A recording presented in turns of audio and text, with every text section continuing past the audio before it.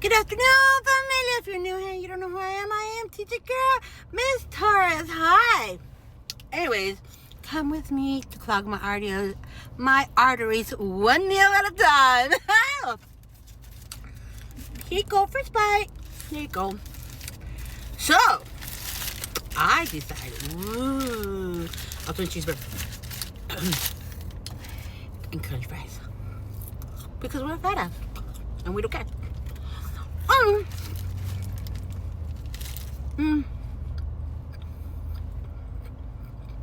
This lifestyle is temporary. I'll go back to my old ways. On my clean eating and my clean eating, my healthiness, and blah, blah, blah, blah, blah. Not right now. Right now, I'm making my soul happy.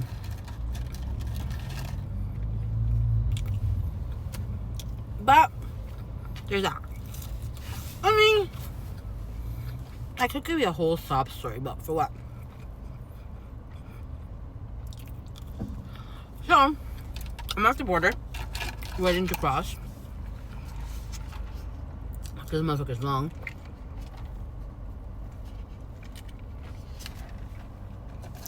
It's not horrible, it's just really slow. Now I already know why.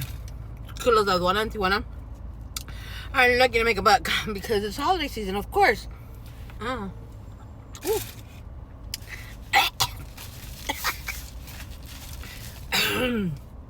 Condiments, why did you do me like that?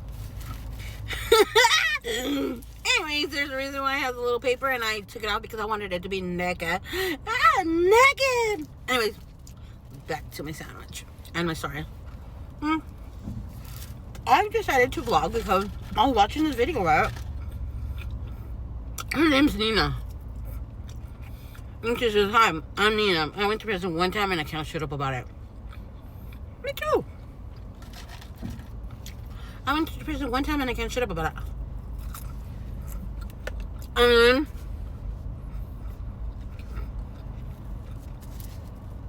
no, but the point of my story is not that I went to prison. Is that I dated drug addicts my whole life. Like my very first gang member, I don't even think he was I don't even know if he was actually a drug addict. Because I don't really think, well, I don't know. Meth was really a thing. Yeah. This was in like 93, 92. 92. No, 92, 93. Something to that effect. I don't think meth was really a thing, or I just didn't know about it. Or maybe it was wrong. I didn't know about it. I know about glue and pills, but not meth. I don't know about meth till like later in life. So I was, I want to say 13 when I met my first gang member. He had tattoos on his face. I still remember his name. His name was Pinguino. And he went to my, I don't even know where I met this motherfucker. I think he was 18 and I was 13. He went to my, what was it called? My middle school graduation. The fuck? I don't even remember very much of that story. I remember him showing up and I was super excited. And I remember him hugging me and kissing me and I was just like, what the fuck? Now that I think about it, I'm like, what the hell was I doing? And I never saw him again. I don't remember what happened to him after that.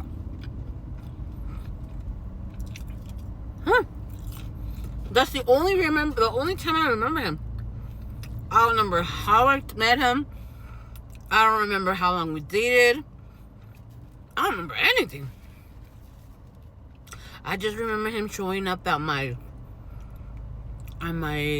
graduation. What the fuck? That was fucking crazy. I remember he had real saggy dickies and a flannel. Actually, I'm lying. Because back then, guys didn't sag their pants.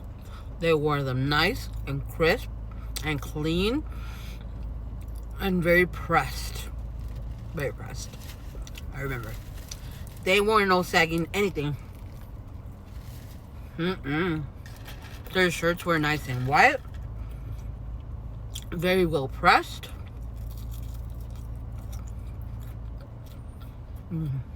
Extremely clean.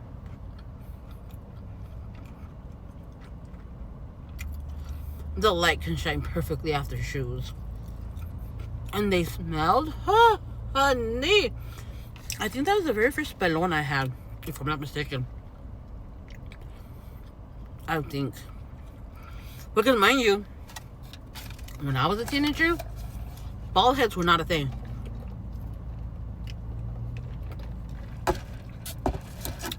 They didn't start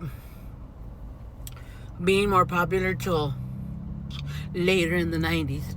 Because the beginning of the 90s, everybody had real thin, or if they had thick hair, it was real slick back. Real slick back. And the shinier, the better. The more slick back stuck to their head it was, the sexier it was considered at that time. And a vato that smelled like 3 flowers, bruh, best to believe he had more than one lusting after his ass. And had those crispy black Nike Cortez with the white line on the bottom, hella clean, and the laces real white and pretty. Dickies or Ben Davis, nicely pressed, creased in the front with their little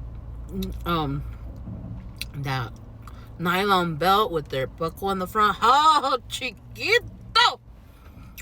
And then they had their shirts. Either they had the stripes or they had the plaid. Baby.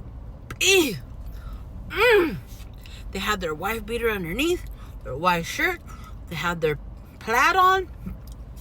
And then they had their little glasses. A la madre. And then their bandana. Oh, cállate. Cállate. Or they had their little, what is it called? Their little chain. Oh, fuss. Bruh. Those were the days when you had a clean motherfucker. Clean. Ain't nothing sagging on that motherfucker. Nothing. And it was disrespectful to run around in a fucking tank top. Hell nah. Oh, big no-no. Vato would never, could never let you see him in his tank top unless you guys were together. So that was hella disrespectful. So I'm gonna go ahead and continue telling stories until getting across. That was my very first guy that I dated with tattoos and the creased pants. Oh my god, what the hell? Pinguino. Never forget that motherfucker. I wonder what happened to him.